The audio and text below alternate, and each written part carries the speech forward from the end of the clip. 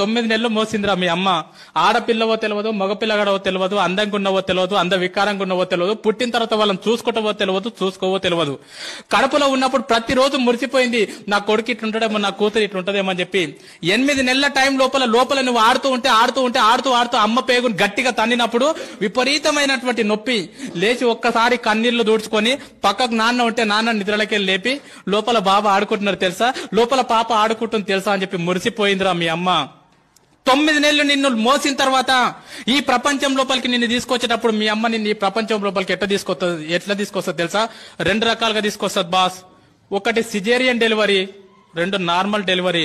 Caesarean delivery అంటే ఏందో తెలుసా బాస్? రియల్ గా నా జీవితంలో నేను డిగ్రీలో ఉన్నప్పుడు నాకు అపెండిక్స్ ఆపరేషన్ అయింది. 3 కుట్లు పడితే 3 నెలలు ఇబ్బంది పడ్డా. నేను 3 కుట్లకు 3 నెలలు ఇబ్బంది పడ్డా.